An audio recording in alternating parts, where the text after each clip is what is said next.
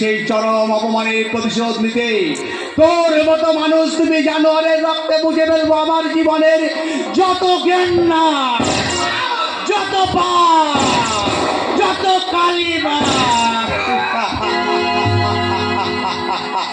প্রতিশোধ, চরম প্রতিশোধ।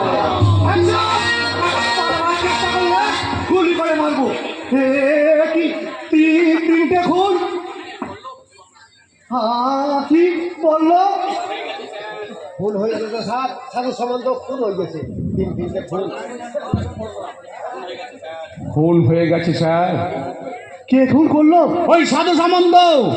আর সাধু সম্বন্ধকে খুন করেছি আমি। ও,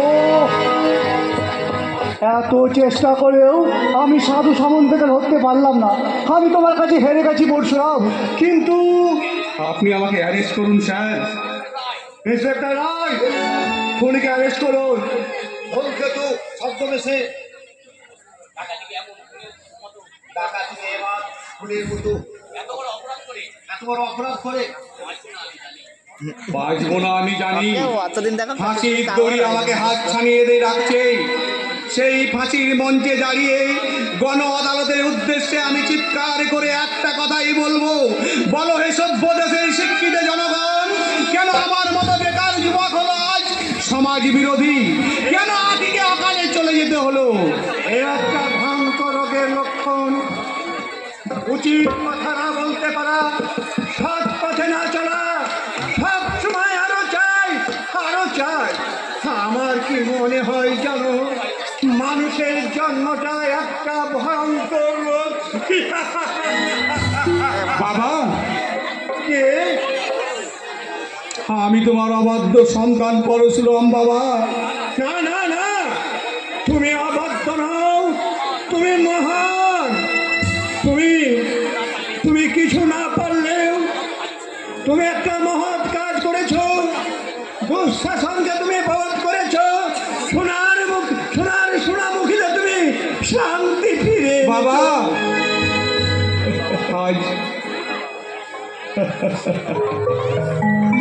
আজ আমি চলি বাবা।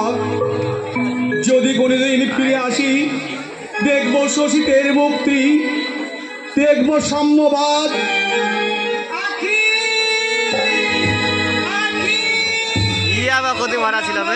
আখিকে দেখেছো? তোমার আখি তোমায় ফাঁকি দিয়ে চলে গেছে উল্লাস দা। না,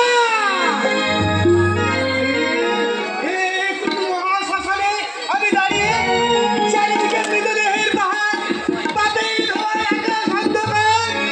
আখি, আখি, ফিরে আয় গো, ফিরে আয়। ফিরবে না উল্লাস বাবু। মিথ্যা এর অপবাদ দিয়ে সাধু সামন্ত তাকে সমাজচ্যুত করে খুন করেছে।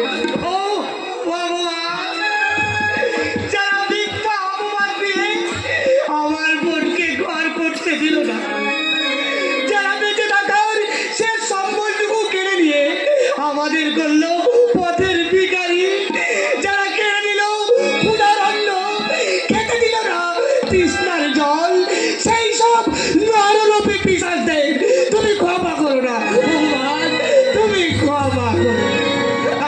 তোমার চোখের জলেও ডিটুর ভগবানের পাষাণ বলবে না উল্লাস দা। তার আগে চলো, হাতিকে শ্মশানে নিয়ে চলো।